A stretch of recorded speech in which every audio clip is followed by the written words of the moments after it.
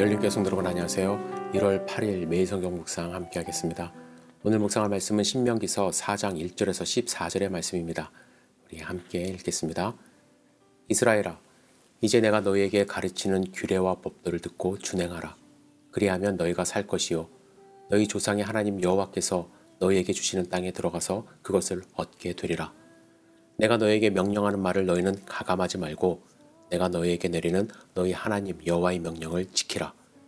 여호와께서 바알보올의 일로 말미암아 행하신 바를 너희가 눈으로 보았거니와 바알보올을 따른 모든 사람을 너희의 하나님 여호와께서 너희 가운데서 멸망시키셨으되 오직 너희는 하나님 여호와께 붙어 떠나지 않은 너희는 오늘까지 다 생존하였느니라. 내가 나의 하나님 여호와께서 명령하신 대로 규례와 법도를 너희에게 가르쳤나니 이는 너희가 들어가서 기업으로 차지할 땅에서 그대로 행하게 하려 함인즉 너희는 지켜 행하라. 이것이 여러 민족 앞에서 너희의 지혜요 너희의 지식이라. 그들이 이 모든 규례를 듣고 이르기를 이 큰 나라 사람은 과연 지혜와 지식이 있는 백성이로다 하리라. 우리 하나님 여호와께서 우리가 그에게 기도할 때마다 우리에게 가까이 하심과 같이 그 신이 가까이 함을 얻는 큰 나라가 어디 있느냐. 오늘 내가 너희에게 선포하는 이 율법과 같이 그 규례와 법도가 공의로운 큰 나라가 어디 있느냐. 오직 너는 스스로 삼가며 내 마음을 힘써 지키라. 그리하여 내가 눈으로 본 그 일을 잊어버리지 말라. 내가 생존하는 날 동안에 그 일들이 내 마음에서 떠나지 않도록 조심하라. 너는 그 일들을 내 아들들과 내 손자들에게 알게 하라.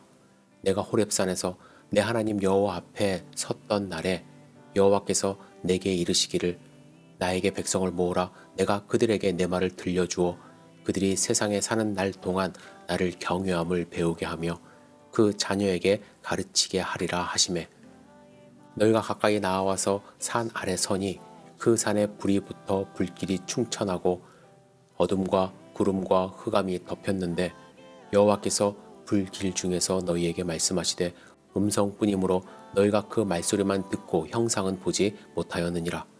여호와께서 그의 언약을 너희에게 반포하시고 너희에게 지키라 명하셨으니 곧 십계명이며 두 돌판에 친히 쓰신 것이라.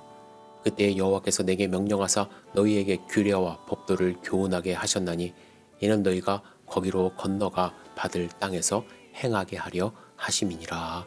아멘. 모세는 3장에서 자신은 가나안 땅에 들어가지 못하게 된 배경에 대해서 설명했습니다.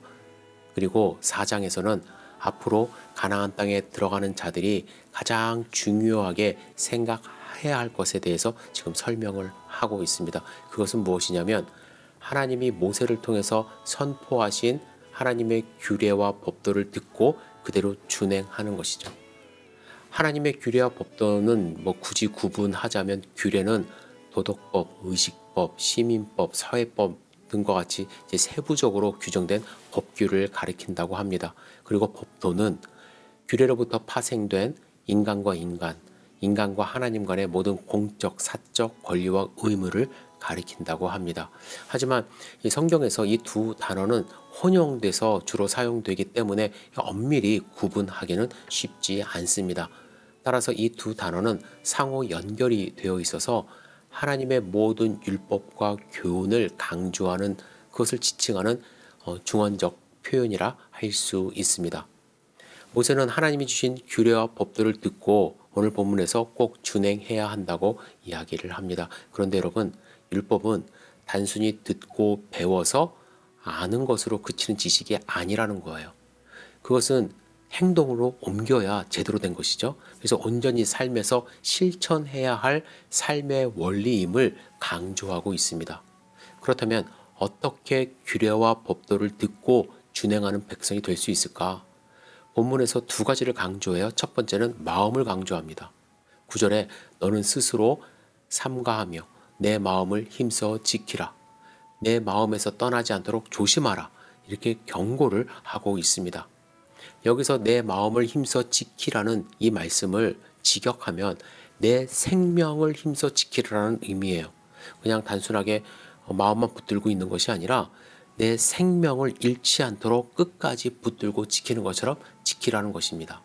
따라서 이 마음은 하나님께 대한 신앙의 주체로서 우리로 하여금 그분의 말씀에 순종하게 하게 하는 것이에요.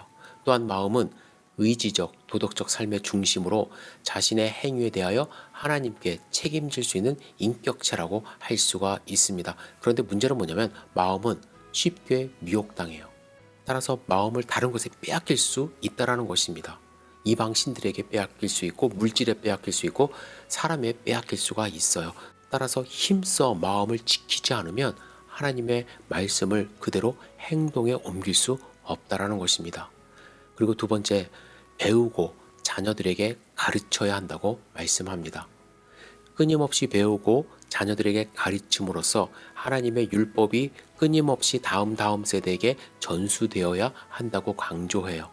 그래야 하나님의 백성으로 살아갈 수 있는 거예요. 여기서 우리가 중요하게 생각해야 되는 것 한 가지가 있어요. 히브리어에서요, 배우다는 단어와 가르치다는 단어는요, 자음이 똑같아요. 라마드라는 히브리어입니다.